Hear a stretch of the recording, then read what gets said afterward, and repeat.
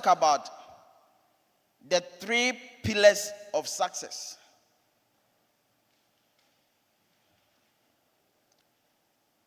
We call it the SSP: self-awareness, strategic alignment, persistent action. So under self-awareness, understanding your unique strength, weakness, values, and aspiration. Without knowing yourself, you cannot chart an authentic path to success. The reason why I use authentic path to success, because of the misconception in our generation that when people make money, someone can make his first 100,000 and think he has arrived. And would define that to be successful. Because in the world view, you get it? So I use the word authentic because we have authentic success. The one that God will tell you that, well done, good job done, you've done well, you've nailed it. That is what I'm talking about. Then strategic alignment, matching your identified potentials with real-world opportunities. Potential without direction is wasted. Alignment transforms potential into purpose. So after the discovery of your potential, you must align it to what? Purpose, so that it can find proper function in creating value. And the third one is persistent action. Taking consistent, deliberate steps towards your goals. Talent fails without the discipline and resilience to pursue vision through challenges. And you must understand this. And I want to quote, nothing great in the world has ever been accomplished without passion. Have you seen someone who has become a great icon in specific industry that you would tell me that he wasn't passionate? Tell me a successful politician. They were passionate to what? Solve problems. Propose policies that will transform lives. Tell me about a hero in the field of health. They are all people who were what? Passionate. So if you want to be recognized in a specific industry, whether media, whether business, whether ministry in terms of pastoralship or whatsoever, you must be passionate about what you do. This phrase was said by George Frederick Hegel. I'm giving you another 4 pillars of potential. The 4 pillars of potential. To identify your true potential, look for the intersection of these 4 elements. Number 1, passion. What energizes you? Enthusiasm is common, but endurance is rare. Passion is the fuel that keeps you going when challenges arise. It is what you would do even if you weren't paid. So when you are passionate about something and you are being confronted by challenges, you do not fold up. You do not quail. You confront the challenge because you want to overcome it. That's something you are passionate about. 2, proficiency. What are you naturally good at? Talent is a starter. Skill is finisher. Identify the task that comes easily to you, but others struggle with. This is your competitive advantage. You must build unwavering skills to be able to stand out in your generation. You see, the course that you are studying, Hey, a lot of people are studying, and when you go to KNUST, people are studying. When you go to University of Ghana, people are doing the same thing. What will set you apart from others? You must build skills. I need two people to demonstrate this to you so that you understand the practicality of what I'm talking about. Two people, one boy, one girl. No, you can come. 3, profit. What creates value? Potential must be converted into value. Who needs what you have? How does your gift solve a real problem that people or organization will pay for? So you see the transformation. You start with passion. You do it without recognition.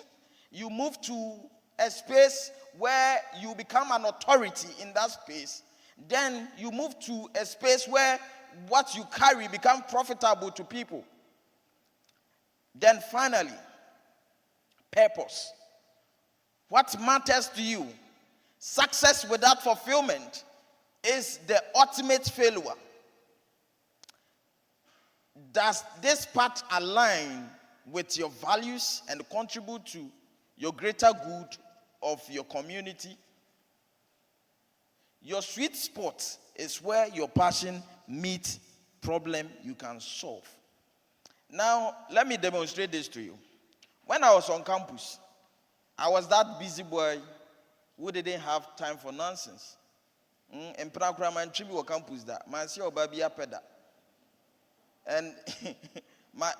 my colleagues thought that maybe I was cramming walibi, but today this is my ring. Oh yes, I'm making it practical. I was that serious boy. And always I was on the move. At a point, my colleagues even thought that when it comes to academics, I wasn't serious. Because group studies or you won't see me there. But I will study pepper. You get it? Programs like this, you see me. This is where you see me sit, the front seat. I'll be here. So this is what happened. And I'm demonstrating it. You move a step forward. Small step, small. Okay. You see these two people. Are they standing straight? Are they standing straight? Others are saying yes, others are saying no. Who is ahead of his colleague or her colleague? Okay. So if you are drawing the line, this gentleman, when he is in class with this woman, this lady, he would think that they are on the same scale. All right? They would think, it's easy to think that, oh, he's my colleague. We are in class together. Maybe a crowd, when say we could like omochre exams are or to be 90, we 70. So he would think that he's more serious than this guy. But because this lady is doing extra curriculum activities, juxtaposing it with her academics, that has positioned her this way. So she has come for mentorship. She's learning. She's taking contact from speakers like my very good brother, Dr. Opon, very sharp man. Taking contact, asking for mentorship. Then going out there to industries to do internships. But this guy is always looking into his books. I want to get all the A's. Let me tell you, to be brutally frank with you, you can get the first class, but it may not take you anywhere. Get me right. And I'm not saying that first class is not good. Get it, but combine it with other activities like this. So, this was me. This was my colleagues. Okay? I completed Pentecost not with the first class. Okay? But when I went out, let me shock you by telling you this. I have never used my Pentecost University certificate to search for a job. Oh, you can clap. The first time I used that certificate was when I was going to do my master's. Are we together? And today, this step that I'm talking about, I'm not boasting. I'm not saying that I'm better than my colleagues. I'm just demonstrating so that you see the practicality of what I'm teaching you. Today, when you put most of us together or in a room, we are not the same. Thank you. You can sit down.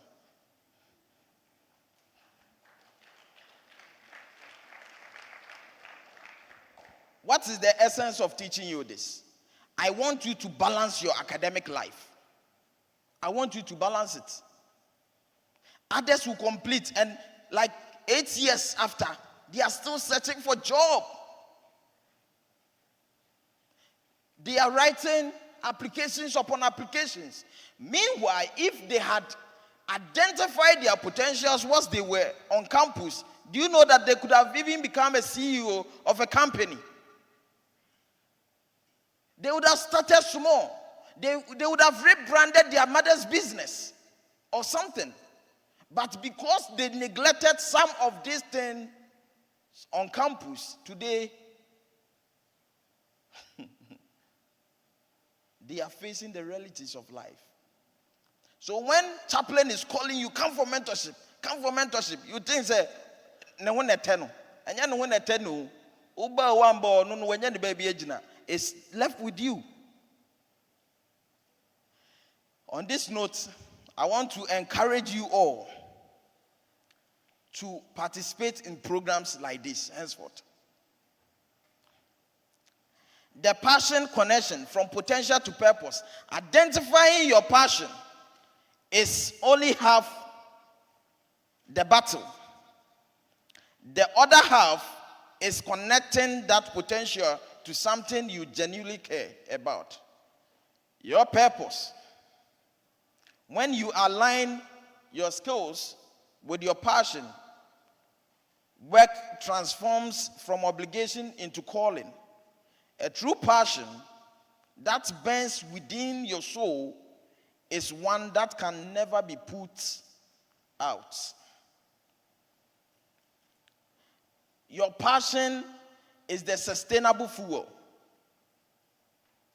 And what you must do to test that passion within you is that, would I do this work even if no one paid me? Would I pursue this path even if success was not guaranteed? These are questions you have to ask yourself in the process of life.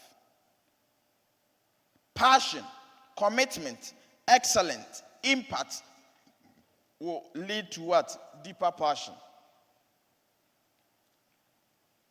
I will share my slides with you. I want to wrap up. I want to talk about a young lady who is from Nigeria, who started Mama Money. Is a platform. She saw the potential in low-income women, created a fintech platform to provide microloans and vocational training. And what is the impact? She has been able to empower 4,000 women to start businesses. There is another young man who also started like you.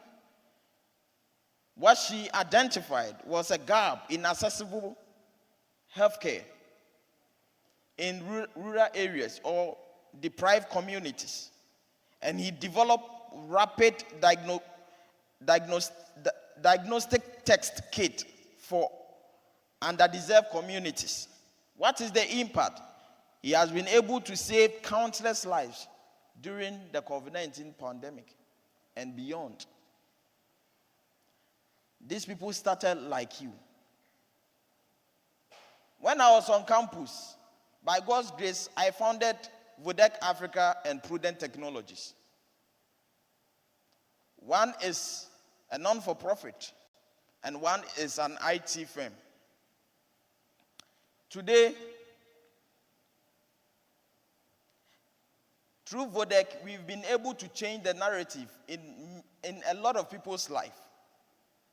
The traditional approach for some people were just to seek employment, waiting for opportunities, depending on others. And what approach have we used? We've been able to create countless opportunities, building businesses, empowering communities. We have been in existence for the past over 8 years now. We started when I was level 200, actually. We've imparted thousands of young people.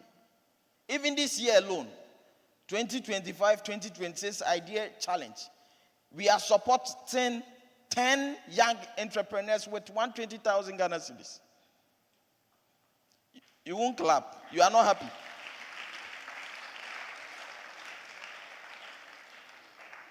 And this 120,000 Ghana cedis is that young man who started without hope. It's coming from that young man who started without hope, working on Pentecost University. I'm not super rich. I'm just doing things I'm passionate about. Are you getting it? Just last year, when we gathered at the National Emerging Leaders Economic Forum, over 5,000 emerging leaders across the length and breadth of this country showed up at the UPS auditorium, where we dialogued about policies that can contribute to shaping your future, where we are empowered young people and created a new worldview for young leaders like yourself. You can also do it. Now, some of the excuses that you will use, let me help you here.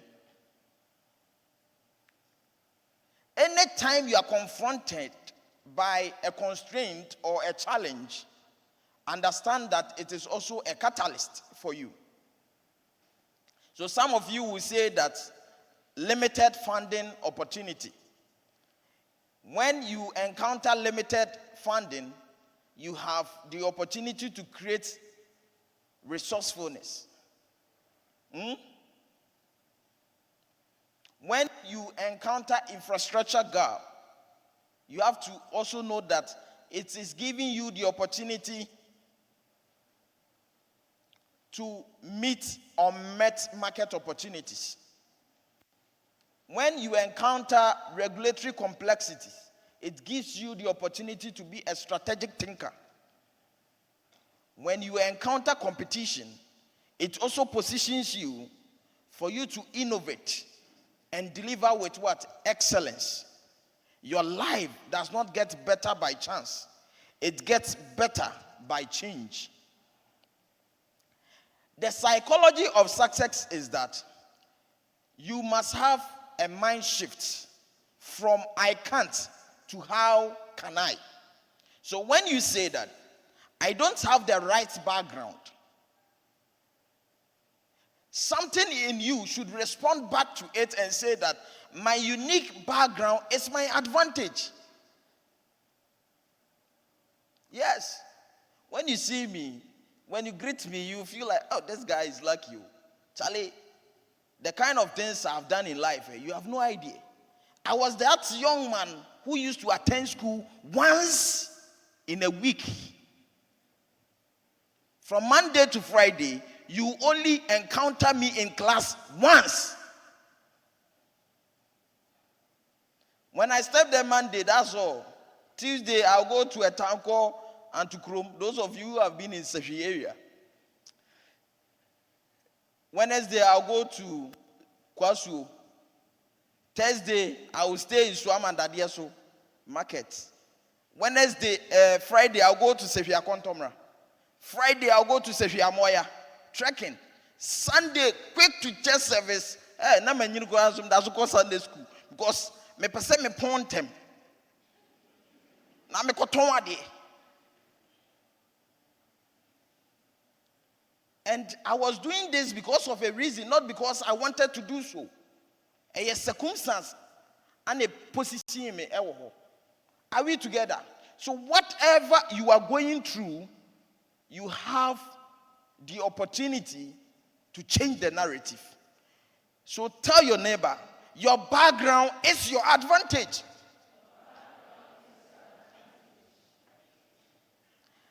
I am too young to lead. Some of you will say that I'm too young to lead. And something in you must respond. My youth gives me energy and perspective. Someone will also say, I don't have the resources. Constraints force innovation. And others too will say that, what if I start this and I fail? I might fail if I try. Of course, it is the feeling of all innovators and all great people. Anytime you want to try something, the first thought that comes in mind is that I may fail. Even if you are too convinced, that wicked angel who is your friend will come and tell you that as for this, you will fail because Kwaku Donsru has done it and failed before. Ama Buatima did it and failed. And hence, don't try it. But behind this feeling is another voice which gives you courage that you can go on. Even if you fail, it is part of the success process. So failure is a feedback on the path to success. Leaders instill in their people a hope for success and a belief in themselves. So if you are able to encourage someone and you disbelieve in yourself and you do not believe in yourself, then you are doing yourself a great disservice. You must first believe in yourself. If you do not believe in yourself, who will believe in you? Are you with me?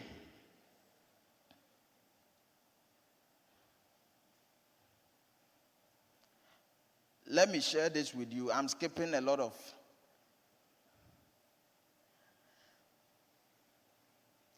So have a 90-day activation plan. Everybody carry your pen and your note. Do this. Week 1 to 2. That's the first phase, clarity. Spend time in honest self-reflection. What activities energize you? Document your finding. That's week 1 and 2. Week 3 and 4. That's the phase 2. Alignment. Research opportunities that match your potential. Who needs what you can offer? That's week 3 and 4. Then week 5 and 6. That's phase 3. Create specific action plan. Identify mentors, resources, and your first concrete step. Then week 7 and 12, that is the phase 4. Action. Execute with consistency. Take small steps daily. Measure progress. Success is measured by the lives touched, moving from accumulation to contribution. True wealth is not what you have in your bank account. It is the ability to improve the conditions of others. Put this in your mind. Anytime God positions you somewhere, don't think about how you can amass wealth for yourself. Think about how you can make other people's life better. It is not just about revenue. It is not just about building followers. It is about fulfilling your purpose. The call to action. Your potential are not just for you. They are for your community. Africa stands at an inflection point. Every problem is a potential market. Every gap is opportunity for innovation. You are invited to be part of a generation of African leaders who deploy their capabilities for continental transformation. Your purpose in life is to use your gifts and passion to help others. And in doing so, find joy and fulfillment for yourself. Your 3 commitments today: don't leave this room without a decision. Commit to self-discovery. I will stop guessing and start assessing. Tell yourself, I will identify 1 passion and 1 proficiency this week. 2, commit to connection. I will not walk alone. I will work with young beginners. I will connect with organizations like Vodek Africa or a mentor to guide my journey. 3, commit to action. I will start small, but I will start today. I will launch 1 small project or idea within 30 days. Tell yourself.